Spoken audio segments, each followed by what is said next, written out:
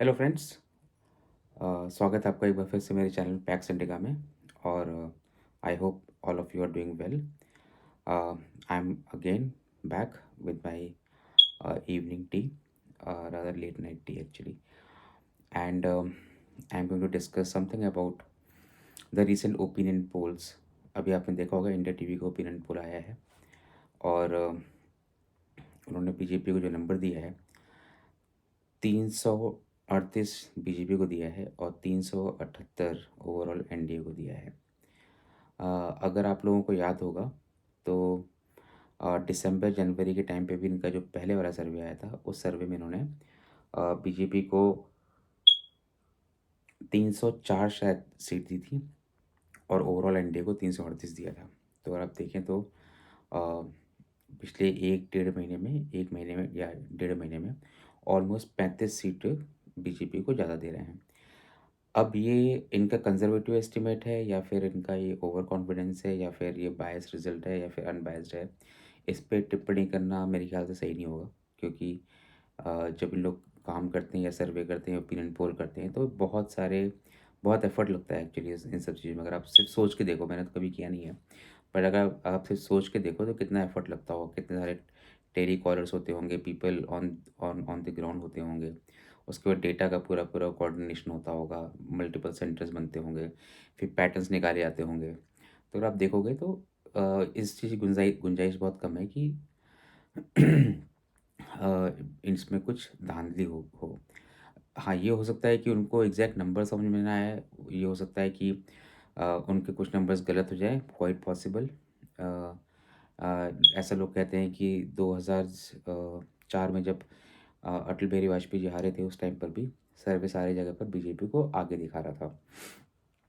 हालांकि एक बात सच ये भी है कि बहुत ज़्यादा डिफरेंस नहीं था कांग्रेस और बीजेपी में। मेरे ख्याल से अगर आप शायद रिजल्ट देखेंगे तो उसमें कांग्रेस और बीजेपी मेरे ख्याल मुश्किल से 12-13 सीट के अंदर था एज ए सिंगल पार्टी, अगर मैं बात करूँ तो। और शायद बीजेपी ही की सीट ही ज़्यादा थी। ये बात अलग थी कि बीजेपी की सीट उतने नहीं थे जितना ओपिनियन पोल दिखा रहा था। उसे शायद 25-30 सीट कम आए थे, बट बीजेपी की ही was again the single largest party, और at least with a very close margin with Congress. वो मुझे याद नहीं कि बीजेपी सिंगल थी या हाईएस्ट थी या कांग्रेस थी, बट जो भी था उन दोनों में मार्जिन बहुत कम था।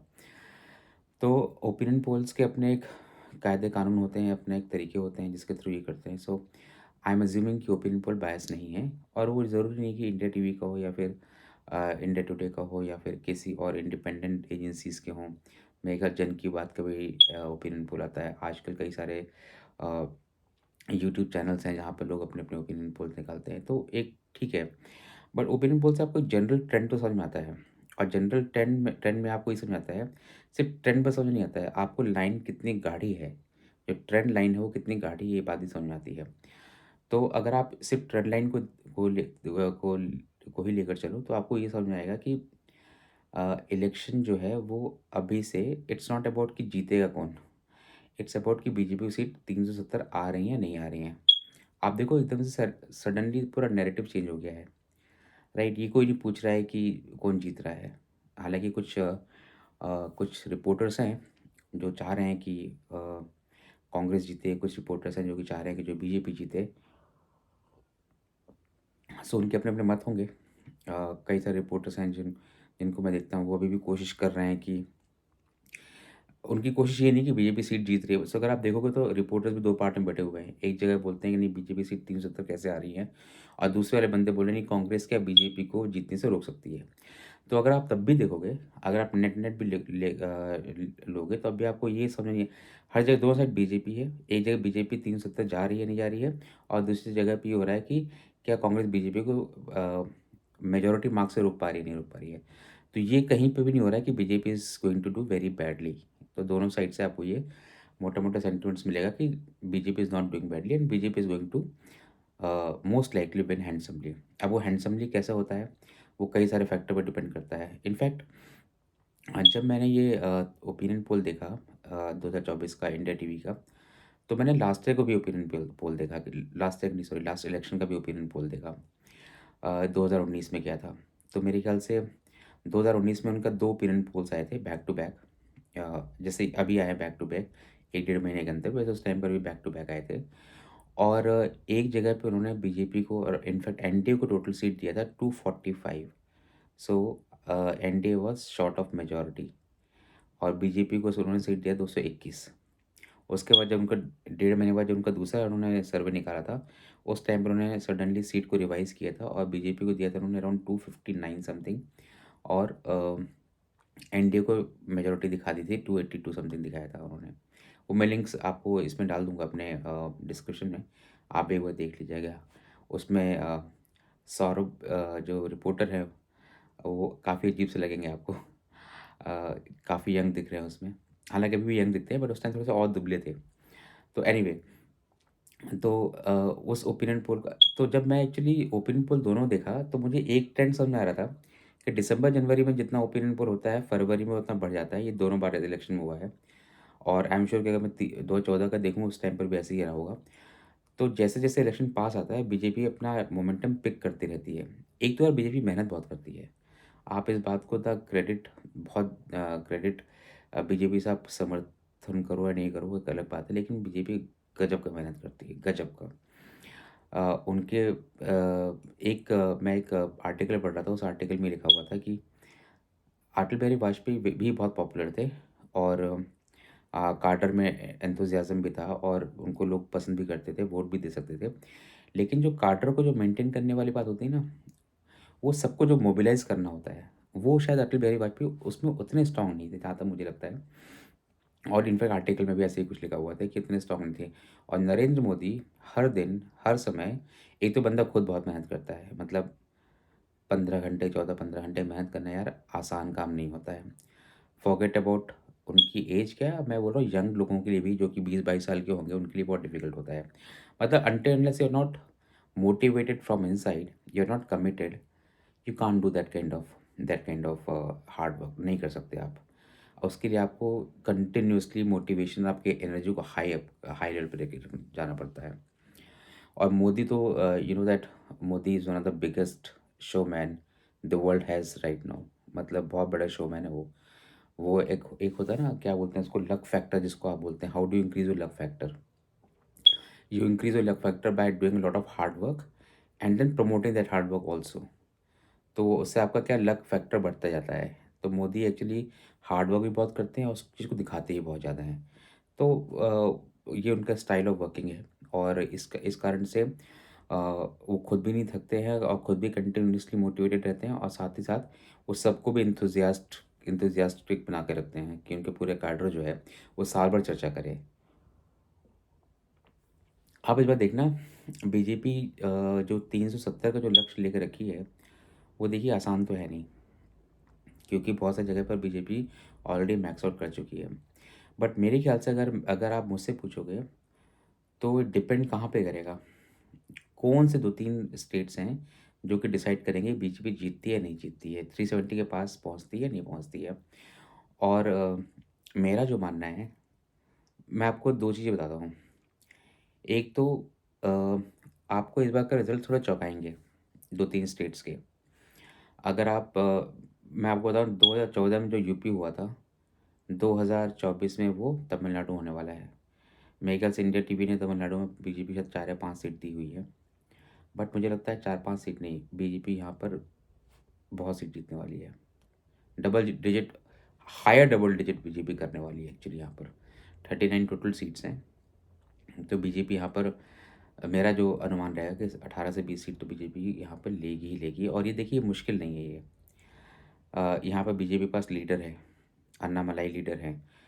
ना सिर्फ लीडर है as in I should say demarcated leader हैं, एज़ एन डिसाइडेड लीडर हैं कि he is leading the campaign. कोई कन्फ्यूज़न नहीं वहाँ पे कैडर को और जनता को भी कोई कन्फ्यूज़न नहीं कि who is the leader of Tamil Nadu right now.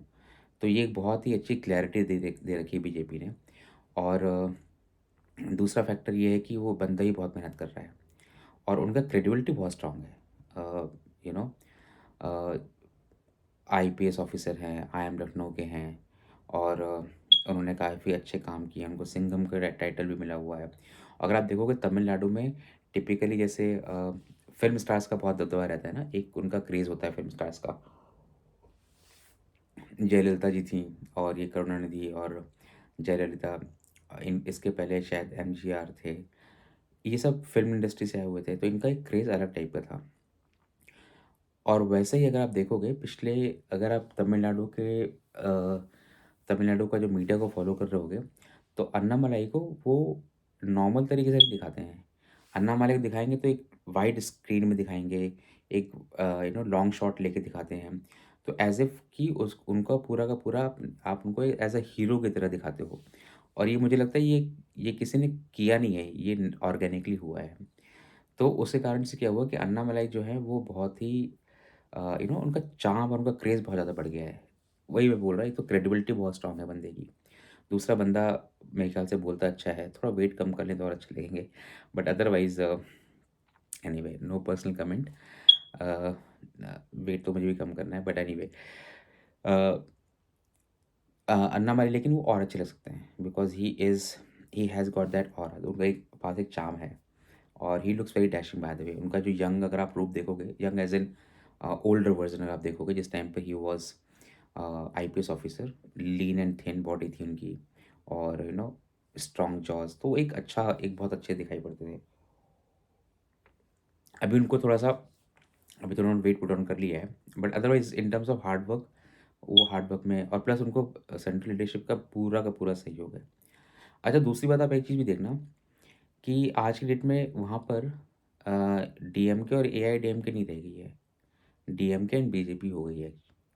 So the principal opposition party has become BJP. और अभी आप देखना आने वाले टाइम पे धीरे-धीरे करके एआईएडीएमके का पूरा cadre, in fact big chunk of cadre cadre जो है वो बीजेपी से जुड़ने वाला है। देखिए अगर आपको याद हो बंगाल में बहुत सारे जो लेफ्टिस्ट पार्टी वर्कर्स थे, जिनको ममता को वोट नहीं देना था, उन्होंने बीजेपी को वोट दिया था।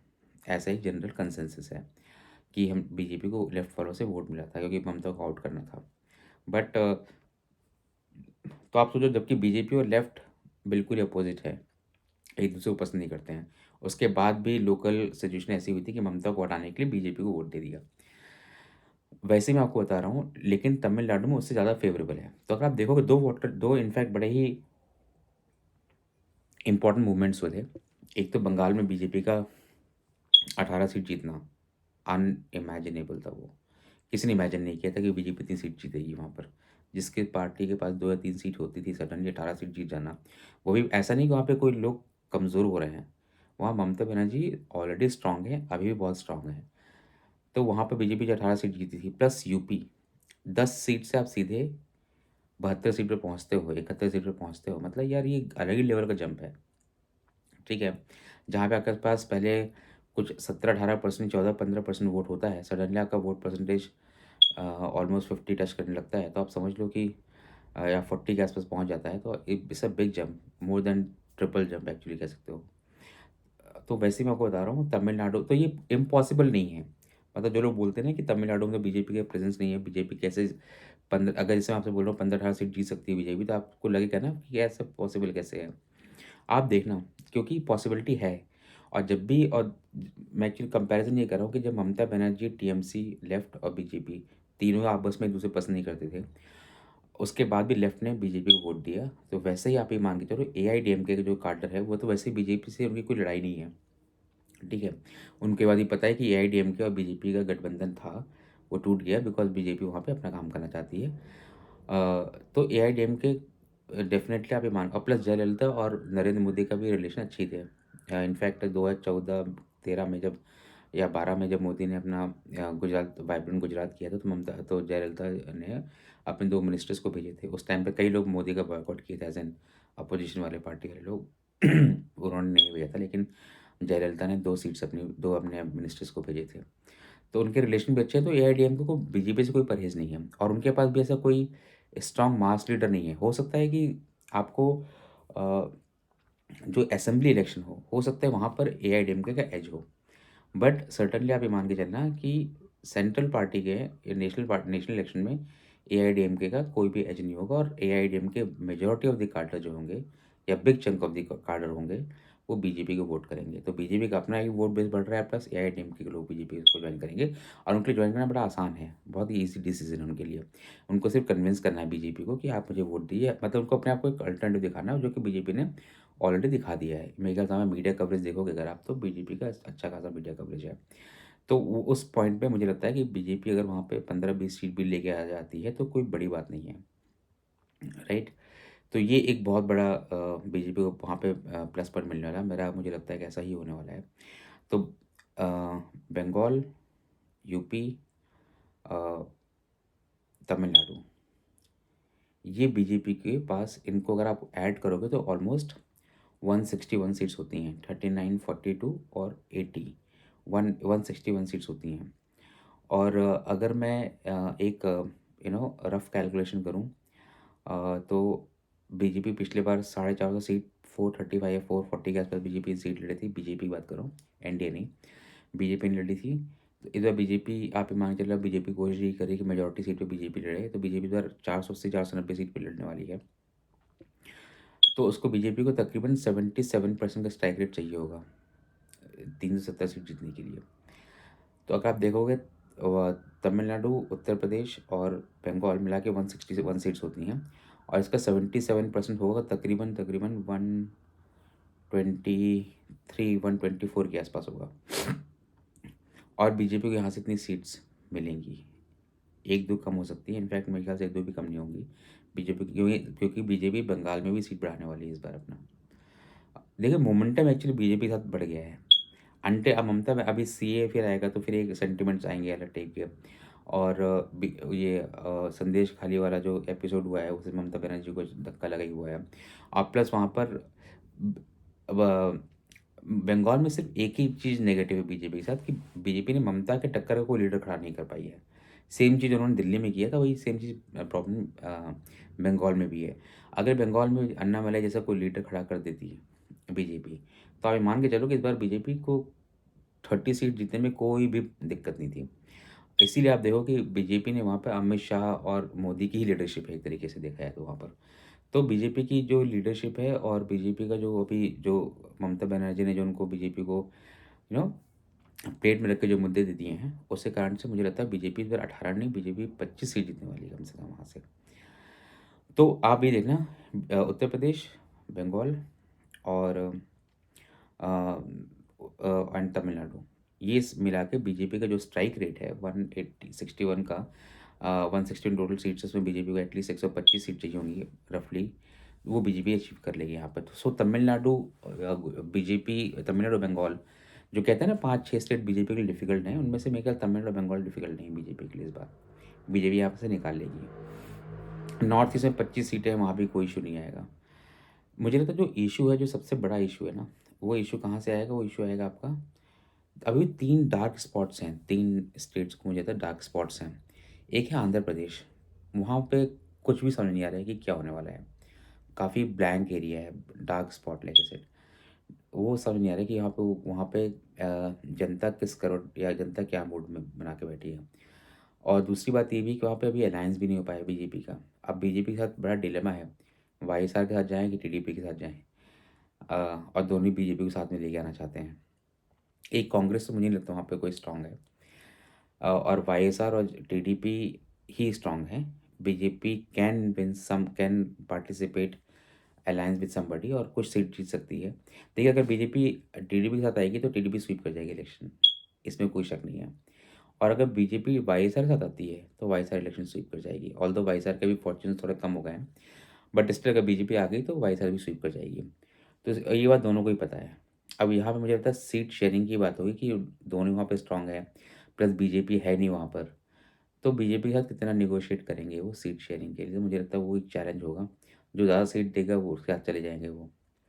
अब वाईएसआर के साथ भी ऐसा प्रॉब्लम आएगी कि उनके साथ भी जो करप्शन वरप्शन के जो मामले लगे रहते हैं, तो बीजेपी वो सब भी वे कर रही होगी। प्लस मुझे लगता है आंध्र प्रदेश बीजेपी के लिए एक, it's more like a virgin area for BJP. BJP, although Venkaiah Naidu Andhra Pradesh से ही थे, बट बीजेपी ने वहाँ पर बहुत अच्छा कोई लीडर दोबारा पैदा नहीं किया है। तो हो सकता है कि बीजेपी वहाँ पर अपना लीडरशिप डेवलप करे और बीजेपी देखिए, सोलो जाने से बीजेपी को लॉस ही होगा।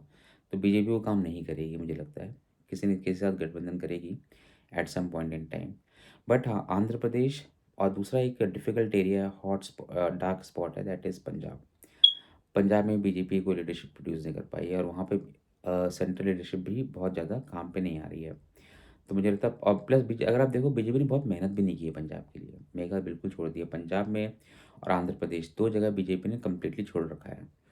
केरल भी तीसरा तीसरा डार्क स्पॉट है बीजेपी के लिए, बट क्योंकि वहाँ पर भी अभी भी स्विंग है, बट वो स्विंग वोट्स में कितना कन्वर्ट होता है ये बात कहना बड़ा मुश्किल है अभी।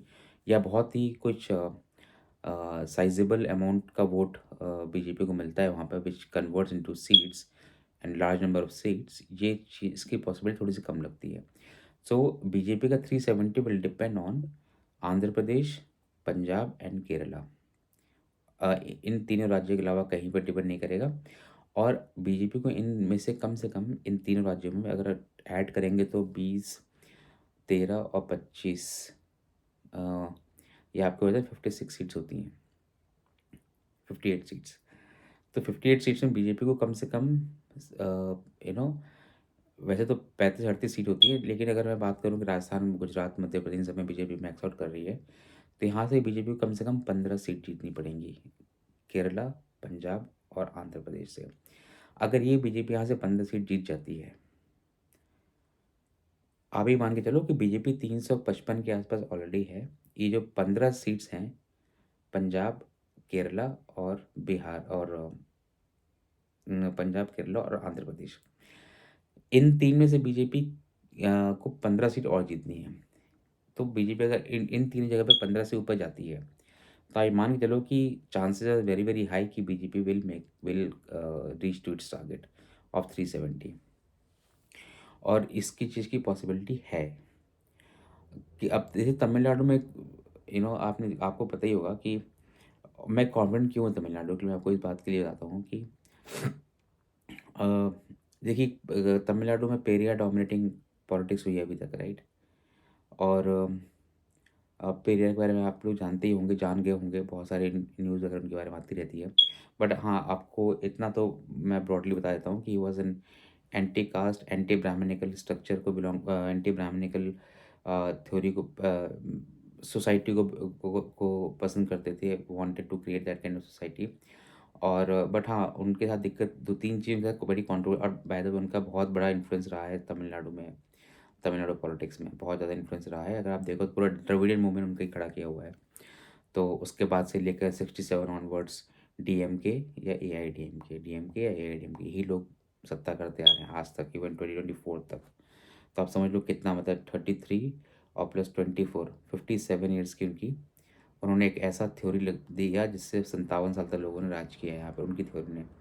बट अब वो चीज़ शैकल वो उस उसको ना Annamalai is breaking those shackles completely. अब वो उनको अमेरिका से इसीलिए शायद ये बहुत अच्छी स्ट्रैटेजी, इसीलिए मोदी ने और अमित शाह ने शायद एआईडीएमके के साथ अगर अपना गठबंधन टूटना है तो दे अलाउड दैट, क्योंकि वो उनके लिए बहुत डिफ़िकल्ट हो जाता बीजेपी के लिए कि एआईडीएमके के साथ में रहना और पेरियार का को अपोज़ करना, तो बीजेपी फुल फ्लेजेडली नहीं आ सकती थी।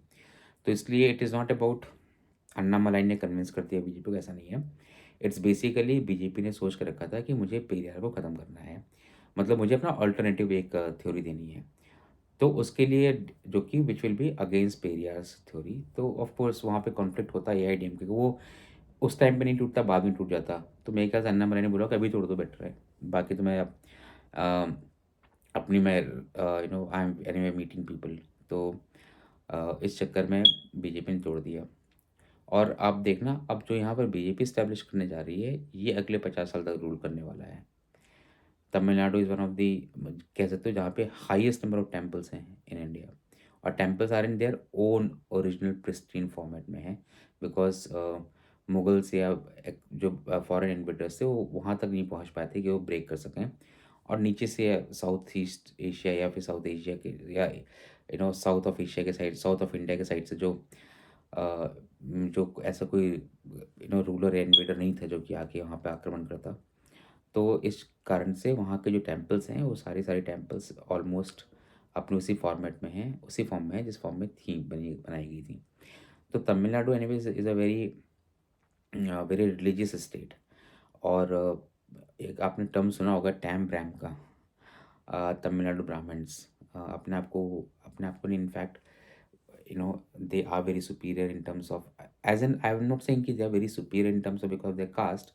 It happens to that a lot of people who are very very successful in south and particularly from Tamil Nadu, they are Brahmin, at least I know a lot of them, जो कि तमिलनाडु से Brahmins हैं और काफ़ी strong उनका contribution है towards science and literature and everything. Although I am not saying कि ऐसा ही है, बट इट जस्ट हैपेंड कि मेरे साथ जो लोग हैं वो काफ़ी स्ट्रॉन्ग हैं अपने अपने फील्ड्स में। और तो वैसे भी तमिलनाडु में तो उनके साथ एक ना बड़े बड़े डिटेल्ड, जनरली तमिलनाडु में बहुत ही इंटेलेक्चुअल वेल्थ बहुत स्ट्रॉन्ग है। तो and that's across the strata actually, across the caste. और ब्राह्मण्स जो हैं तमिलनाडु में, वो आज भी दे आर वेरी प्राउड कि वो ब्राह्मण्स हैं, आज भी दे आर वेरी प्राउड। जबकि पेरियार ने काफ़ी ब्राह्मण्स की सत्ता को नष्ट करने की कोशिश बहुत की थी, एंटी ब्राह्मण। इनफैक्ट पेरियार के साथ तो बहुत कंट्रोवर्सीज भी हैं कि उन्होंने कहा था ब्राह्मण्स को कि समथिंग लाइक दैट कि अगर आपको सांप दिखे तो सांप को, जब भी सांप दिखे आप सांप को नहीं, किसी भी ब्राह्मण को जाके लाठी से मारो। मतलब he was even he so much so that he was even supporting the genocide of brahmins. Periyar का उस टाइप का कॉन्सेप्ट था, बड़ा एक्सट्रीम कॉन्सेप्ट था। तो I don't know but somehow he influenced lot of people.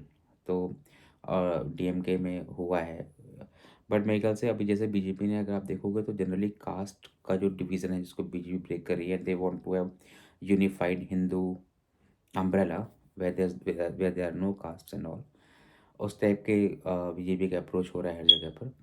तो तमिलनाडु में बीजेपी का भी अच्छा रहेगा, और आपको बताऊँ शुरुआत 2024 से ही होने वाली है। That's what is my gut feeling. तो ये, और आप देखना अभी तो now coming back to India TV का जो पोल है 338 वर्सेस 303, पहले 303 4 और ये बात 338 बीजेपी की बात करो अगर मैं तो अभी तो बीजेपी ने अभी तो आपके इलेक्शन के डेट्स नहीं आए हैं। और जैसे इलेक्शन डेट्स आएंगे बीजेपी जो अपना गियर में जब आती है ना, और जब एक एक सीट के लिए बीजेपी जो मेहनत करती है, वो मेहनत ज़बरदस्त होती है। अभी इनफैक्ट अगर आपको याद हो राज्यसभा हिमाचल में, मैं एक डिबेट सुन रहा था, उसमें कांग्रेस वाज सेइंग कि बीजेपी को हमने हरा दिया है, बीजेपी और सरकार बदलना चाह रही है बट हमने हरा दिया है। मैं सोच रहा था यार ये तो अजीब सी बात हुई, मतलब मेरे पास 100 रुपये थे, तुम्हारे पास और आपके पास 100 रुपये थे, ये हम दोनों की लेजिटिमेट मनी थी। अब मैंने क्या किया कि मैंने आपसे 50 रुपये छीनने की कोशिश की। अब मैंने आपसे 50 रुपये छीना, लेकिन मैं 20 रुपये ही छीन पाया, और आपने 30 रुपये बचा लिए, तो मतलब मेरे पास 120 हो गए, आपके पास अब 80 रुपये बचे। तो आप उसी में मैं खुश हूँ कि देखो मैं तुमको 30 रुपये नहीं छीनने दिए अपने। अरे जो आपके 20 रुपये छिन गए हैं उसके बारे में क्या, वो तो पहले नहीं छीनने चाहिए थे आइडियली। तो आपको तो राज्यसभा जीत ही जाना चाहिए था ना। बात है, आप लोगों को पता है राज्यसभा का वोट होता कैसे है, how the whole vote, simple तरीका ही है। सबके नाम लिखे जाते हैं, फिर सब हर एक बंदा आके अपना पहला प्रेफरेंस देगा कि ये मेरा पहला प्रेफरेंस है, ये मेरा दूसरा प्रेफरेंस है, ये मेरा तीसरा प्रेफरेंस है। आप दो नहीं दो इर्रेस्पेक्टिव, आप एक को तो आपको देना ही पड़ेगा, उसके बाद आप बाकी लोग को अपना दे सकते हो। तो जैसे जितने भी आपके पास वोट हैं, हर एक स्टेट का एक पर्टिकुलर, हर एक वोट का एक वैल्यू असाइन होता है। तो जैसे ही अगर आपके पास वो वैल्यू ख़त्म हो गया, मतलब वैल्यू आपके पास हो गई उस पर्टिकुलर कैंडिडेट को, जितने अगर सपोज़ कीजिए 10 वोट मिलने थे किसी कैंडिडेट, 10 उस स्टेट में 10 वोट मिलने पर आपका कैंडिडेट जीत जाएगा मान लीजिए। तो जैसे उसको 10 वोट मिले, वो कैंडिडेट जीत गया, उसको आपने अलग कर दिया। अब उसके बाद जो भी उसके पास वोट आ रहे हैं उस बंदे के पास, 11वां 12वां 13वां 14वां जो भी वोट उसके पास आ रहा है, उसमें पहले प्रेफ़रेंस को नहीं देखा जाएगा वो। अब वो सेकंड प्रेफ़रेंस में देखा जाएगा, तो वो फिर वो उठा के वो जो उसके वोट आ रहे हैं 11-12 वोट जो है, वो जो उसने सेकंड प्रेफ़रेंस दिया उसके साथ ऐड होते जाएँगे। तो ऐसे ही करते-करते बड़ा मैनुअल तरीका है इसको करने का, बैलेट बॉक्स में होता है। और पर्टिकुलर इंक से लिखा जाता है, आपको प्रेफ़रेंस दिया जाता है, और आपको दिखा के किया जाता है कि आपके पार्टी के बंदे बैठे रहते हैं वहाँ पर, उनको दिखाया जाता है कि देखो मैं एमएलए हूँ और मैंने इनको वोट दिया है। तो इस तरीके से वहाँ पे वोटिंग सिस्टम होती है। तो एनीवे हिमाचल में आप देखो तो बीजेपी ने जब हिमाचल में हरा दिया राज्यसभा के लिए, हारना नहीं चाहिए था वैसे कांग्रेस को यार। अजीब सी बात है। अब आप देखो, भले चाहे लोग कुछ भी बोल रहे हैं कि बीजेपी सत्ता का लोभ करती है या कुछ नहीं करती, बट एक्चुअली ये तो उनका हक है ना। ये तो उनका हक है कि उनको ये काम तो करना ही पड़ेगा। आप नहीं करो, ये आपकी प्रॉब्लम है। बट अगर मैं यहाँ पर हूँ, तो मैं तो सत्ता के लिए बैठा हूँ और मैं तो एक-एक सीट की लड़ाई करूँगा।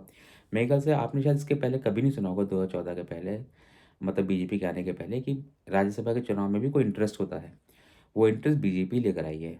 और जब से उन्होंने अपना अपना तरीका बदला है कि मुझे राज्यसभा भी चाहिए।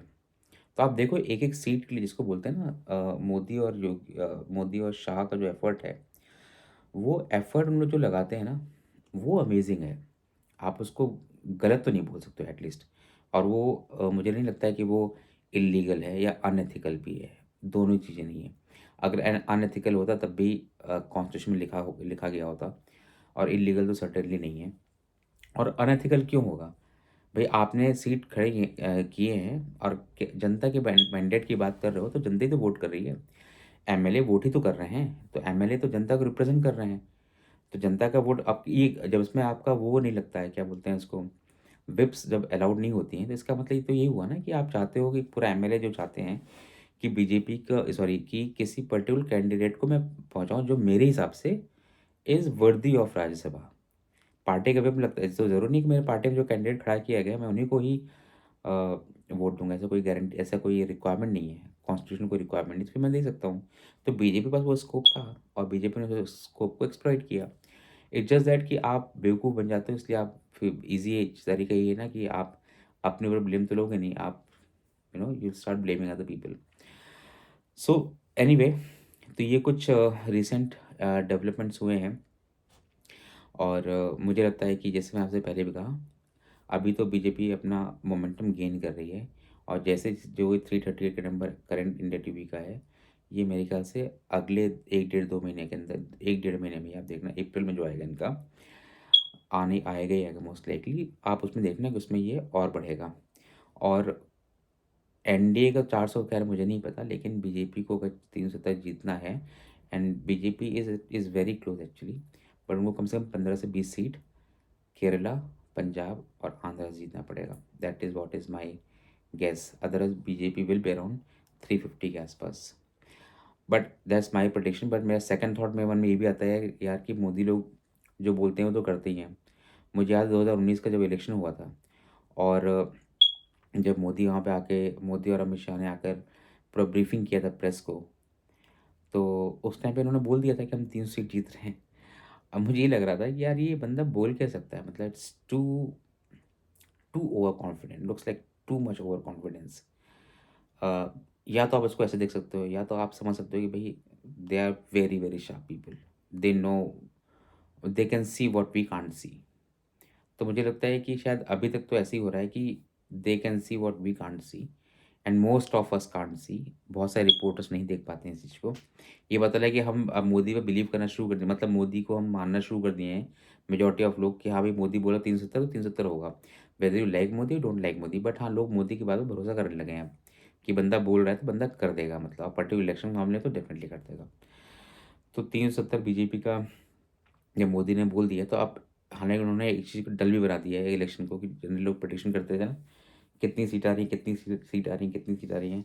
तो अब अमित शाह से कोई पूछेगा नहीं कितनी सीट आ रही हैं। अब अमित शाह से ये पूछेंगे 370 आ रही हैं, नहीं आ रही हैं। अब तो सिर्फ़ इतनी पूछा जाएगा। तो देखिए, एक-एक सीट के लिए बीजेपी मेहनत कर रही है, और जैसे जब उनकी मेहनत होगी तो ग्राउंड में दिखाई पड़ेगी। और अभी तो मोदी इलेक्शन कैंपेन में मोड में तो हमेशा 24 घंटे ही रहते हैं वो, 12 महीने रहते हैं। बट अभी जो वो लास्ट में होता है ना, जो स्लॉग ओवर्स होते हैं T20 वाले, अंतिम के 3 ओवर्स, उस अंतिम 3 ओवर्स में यू नेवर नो कि आपका स्कोर, जो कि अब तक 70-80 रन था 17 ओवर में, वो आपको 150 पहुँच जाता है, यू नो। तो कुछ भी हो सकता है, और अभी जब वो आएँगे अपने मोड में, तो वो सीट बढ़ाएँगे ही बढ़ाएँगे। तो मोस्ट लाइकली बीजेपी कुछ जीतेगी ही, कंसिडरिंग मोदी जैसा बोलते हैं, वो कर देते हैं। अमित शाह भी साथ ही हैं, मुझे लगता है कर देंगे। But if I just think rationally, और बैंकिंग ऑन इंडिया टीवी के सर्वे को भी मैं बैंक करूँ अगर, assuming it is correct, and it is representing the true ground reality. और अगर मैं अपना भी खुद का भी असेसमेंट करूँ इन इन a very naive way, amateurish वे में। तो मुझे लगता है 15 सीट बीजेपी अगर पंजाब, केरला और आंध्र प्रदेश से निकाल लेती है, तो बीजेपी 370 ईज़िली क्रॉस कर जाएगी। अदरवाइज़ ये 15 सीट बीजेपी को और कहीं से लेना पड़ेंगे, क्योंकि अब और कौन से राज्य हो सकते हैं, आई डोंट नो। बिहार हो सकता है, but Bihar Bihar could be one one मतलब बिहार में, क्योंकि बीजेपी 17 सीट जीती थी तो पिछली बार। तो अभी इस बार सीट शेयरिंग कितनी होती है पता नहीं है, लेकिन बीजेपी की स्ट्राइक रेट जनरली अच्छी रहता है। तो अगर बीजेपी हमें 25 से 26 या 27 सीट लड़ती है, पता नहीं कितनी लड़ेगी, वहाँ पे बीजेपी अगर अपना बढ़ाएगी 3 4 5, तो यहाँ पर 15 में आप कम कर दीजिएगा। तो ये मेरा एक एनालिसिस है, लेट्स सी। बाकी सब चीज़ें तो 23 22 मई 23 में जो भी है, या 10 मई तक ही पता चलेगा। सो आज के लिए इतना ही है। मेरे ख्याल से आधे घंटे से ज़्यादा का टाइम हो गया है। मैं जनरली कोशिश करता हूँ कि आधे घंटे के आसपास अंदर ही रखूँ, और अभी मेरे ख्याल 36 मिनट हो गए हैं। तो let's stop here, and channel को सब्सक्राइब कर लीजिएगा, लाइक कर लीजिएगा अगर आपको कंटेंट पसंद आता है तो। इसलिए मैंने कहा अगर कंटेंट पसंद आता है तो। एंड अगर कुछ क्रिटिसिज्म भी है तो आप मुझे प्लीज़ लिख के भेजिए कि something which you are not liking, I will try and definitely improve on that. So it's a general discussion है आपके साथ। तो अगर आपका कुछ और पॉइंट्स हैं, जस्ट लेट मी नो। मैं उसके बारे में कुछ और कुछ फर्दर रिसर्च करके आपके सामने एक बढ़िया ओपिनियन देने की कोशिश करूँगा। So that's all for now. Till then अपना ख्याल रखिए, और मिलते हैं जल्दी नेक्स्ट एपिसोड में। ओके, थैंक यू, नमस्कार, गुड नाइट।